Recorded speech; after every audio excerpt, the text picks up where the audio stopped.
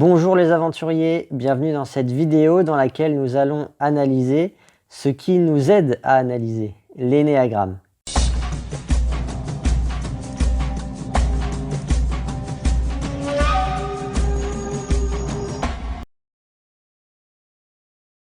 Alors j'ai creusé le sujet comme à mon habitude, comme tous les INFJ, n'est-ce pas Adolphe? J'adore créer mes propres schémas, mes propres modèles qui me servent ensuite à répertorier, à classer, à hiérarchiser tous ces éléments abstraits. Dans ma tête, l'abstrait, il est organisé, trié. Ça s'est déjà vu sur la chaîne, hein, quand j'ai créé mon propre diagramme dans la vidéo sur les profils dans koh Lanta. J'avais fait un découpage personnalisé aussi entre le social de quantité et de qualité. Et sûrement d'autres petites choses que j'ai oubliées. Dans cette vidéo, c'est plus costaud. Je m'attaque à l'énéagramme. Alors le modèle n'est pas parfait. C'est un truisme de le dire. Moi, j'ai mes idées. Et cette vidéo me permet de partager ce petit coup de pied dans la fourmilière que je vais faire. J'estime que c'est comme ça qu'on avance. Si tout le monde acquiesce sans remettre en cause ce qu'il entend, on penserait encore que la Terre est plate, peut-être. Alors moi, je suis beaucoup comme ça, assez sceptique et cartésien comme garçon. J'aime pas absorber ce qu'on me dit naïvement. Donc je vous partage mon opinion sur l'énéagramme et ma façon très personnelle du coup de voir les choses. Évidemment, tout ce que je vais dire dans cette vidéo, c'est totalement subjectif. C'est basé sur mes observations et mes réflexions. Je dis pas ça au hasard, mais bien sûr, je peux me tromper, comme tout le monde. J'attends vos avis dans les commentaires sur ce que vous pensez de tout ce que je vais raconter. En fait, moi, l'énéagramme, tel qu'on l'apprend aujourd'hui, il y a deux choses qui m'embêtent, car en apparence, elles échappent à la logique. Les ailes et la partie dynamique sur l'intégration des intégrations. La base de l'énéagramme, c'est-à-dire la description des 9 types de base, de l'ego et de l'essence, elle est vraiment en béton armé. J'ai eu des petits doutes où j'ai voulu remettre en cause des mécanismes par-ci, par-là, mais en fait non, ça marche vraiment du tonnerre. Il y a des petites coquilles comme surtout celles des idées supérieures des types 3 et 9 qui sont inversées, l'amour et l'espérance. Ça devrait être l'inverse, l'espérance devrait être placée dans l'essence du 9 et l'amour dans celle du 3. Mais après tout, c'est mineur ça, et ce n'est pas du tout problématique dans l'optique de développement personnel, puisque c'est à ça que sert l'énéagramme. Si maintenant on parle des ailes, alors il y a deux cas de figure. Il y a les types du triangle et les autres. Pour le triangle, le phénomène d'aile est logique. Admettons un 3, donc il préfère l'émotionnel à la fois vers l'intérieur et l'extérieur, sauf que ça c'est sur le papier. Dans la vie, l'équilibre exact n'existe pas, il va de soi qu'une direction prend forcément le pas sur l'autre. Si jamais c'est l'extérieur, ça donnera en toute logique un 3 à L2. Quand on observe quelqu'un qui est dans le triangle de manière minutieuse, on devrait apercevoir les égaux des deux types d'à côté. Alors moi, en tant que 9, je le vois assez bien ça, je suis à moitié un 1 et à moitié un 8. Comme si les deux ailes sont obligatoires en fait. J'ai forcément les deux ailes puisque c'est précisément pour ça que je suis dans le triangle. Bon, ok, maintenant parlons des autres types. Pour eux, on a à l'intérieur deux cas de figure. Celle où l'aile est cohérente avec le centre préféré, par exemple un énéatype 1 à L9, et celle où l'aile et le type de base sont dans deux centres différents, c'est en bordure, comme par exemple le type 1 à L2. Le premier cas, il est logique, c'est la même chose que pour les types du triangle. Un 1 à L9, c'est de l'instinctif préféré vers l'intérieur, mais de l'instinctif dirigé vers l'extérieur, très fort aussi.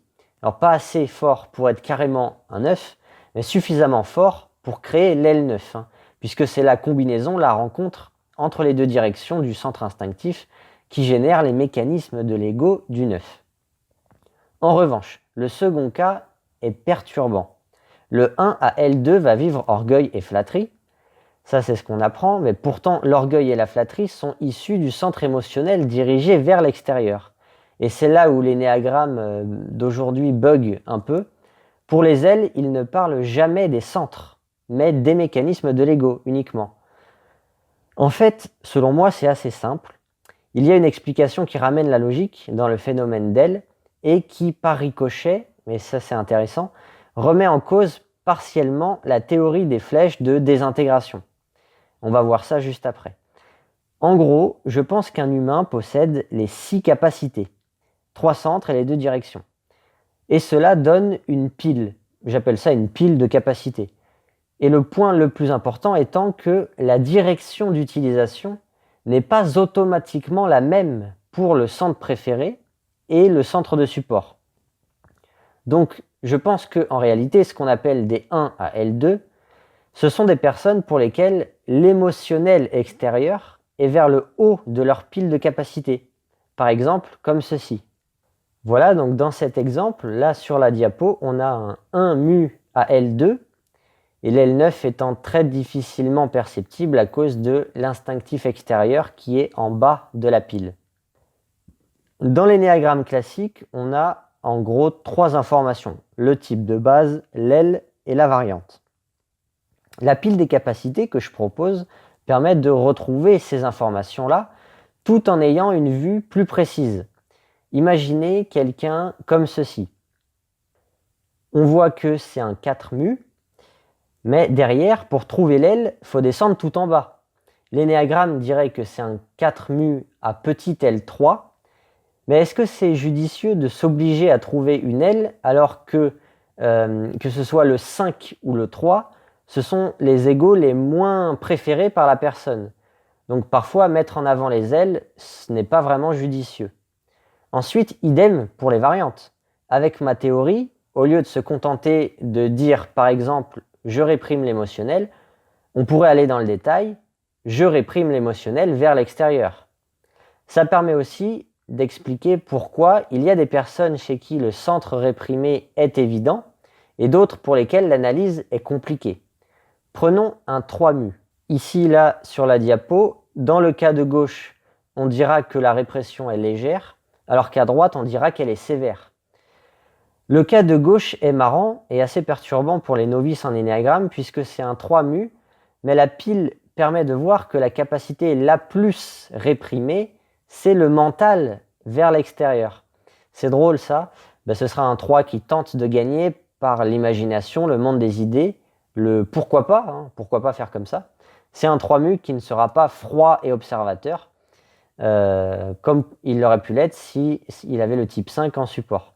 Et du coup, au passage, je trouve que la bascule de l'émotionnel est plus dure à repérer, je trouve. Bref, vous commencez à comprendre, je pense, que voilà, même l'ampleur des ailes et l'ampleur d'une répression se repère bien dans la pile des capacités.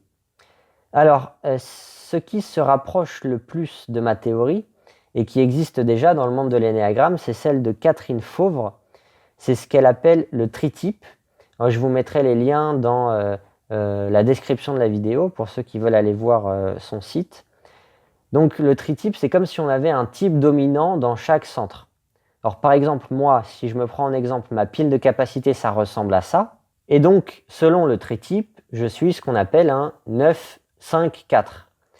Mais ma théorie, encore une fois, va plus loin que ça, puisqu'elle décrit l'intégralité des capacités qu'on possède et donne aussi des indications sur leurs emplacements. Est-ce que c'est vraiment judicieux de mentionner le 4 pour décrire ma personnalité, sachant que cela peut être en bas de la pile? Alors moi, c'est pas mon cas. Le tritype fonctionne très bien sur moi, ça dépend des gens. Mais voilà, ça peut être le même problème que celui que j'ai expliqué sur les ailes tout à l'heure que décrit l'énéagramme classique. Pour revenir sur mon cas, on voit que la pile ne permet pas de distinguer l'aile principale. C'est le seul défaut de l'écrire de cette manière. Ok, je suis dans le triangle, donc j'ai les 2 ailes. N'empêche qu'il y en a une plus forte que l'autre. Et là, c'est le seul défaut du truc. On est obligé de zoomer pour voir la distinction. Alors, comme l'énéagramme a donné des numéros à ces capacités, on pourrait les utiliser. Je suis un 9 avec un type 5 en support. Ma théorie, finalement, revient à dire ça. Alors, tout ce que j'ai dit pour l'instant ne change pas grand-chose d'un point de vue du développement personnel. C'est la capacité tout en haut de la pile qui est le plus pourvoyeur de transhypnotique, donc c'est elle qu'il faut traiter pour ne pas se couper de la réalité.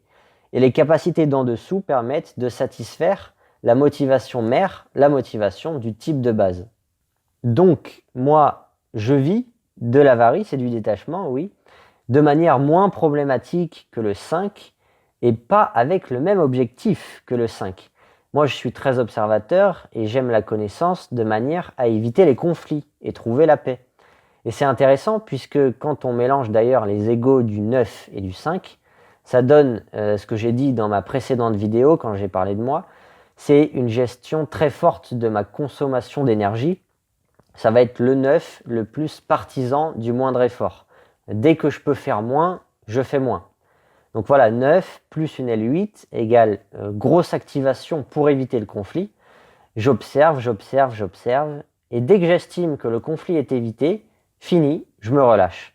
Voilà, ça fait très 9 à L8 désintégré en 5. Et voilà, transition toute trouvée. Je viens de lâcher la phrase qui fait mal aux oreilles pour les fans d'énéagramme qui seraient centrés en bleu. On y vient justement, la désintégration. Voilà ce qui découle de ma théorie, c'est que la partie dynamique de l'énéagramme qui traite de la désintégration et de l'intégration, elle est partiellement fausse du coup. Je dis partiellement seulement parce qu'il y a toute une partie de la population pour qui l'énéagramme classique fonctionne parfaitement. Imaginez la pile suivante. C'est un 6 mu qui se désintègre en 9. Tout est OK. Et moi, je pense, après pas mal d'observations, que la cohérence au sein des directions est nettement plus largement répandue que les zigzags dans les directions. Ce qui revient à dire que finalement, l'énéagramme d'aujourd'hui, même dans sa partie dynamique, décrit très bien, peut-être entre on va dire les 2/3 et les 3/4 de la population. Concrètement, voici à gauche une combinaison plus répandue qu'à droite où on va observer un zigzag dans les directions.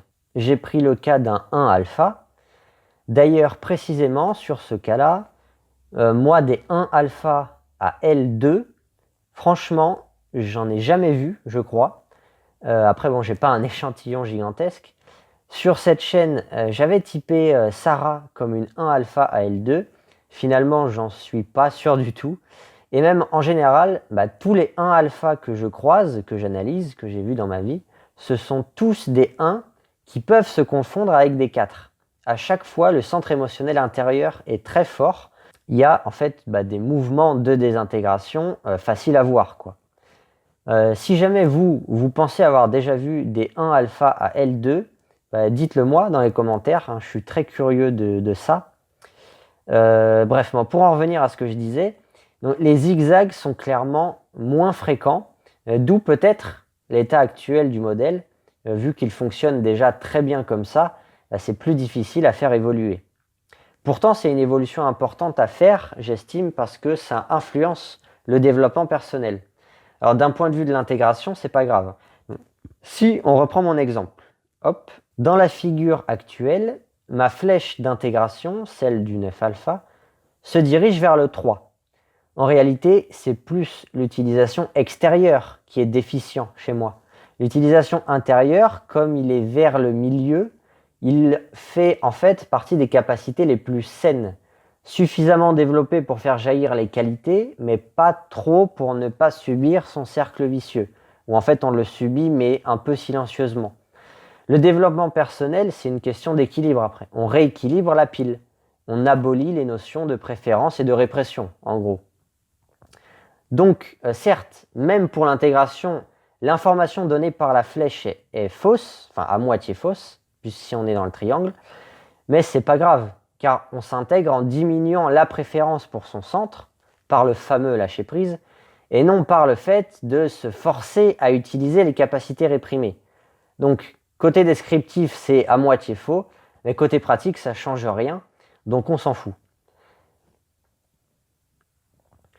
Pour la désintégration, en revanche, le point de vigilance n'est par contre pas le même.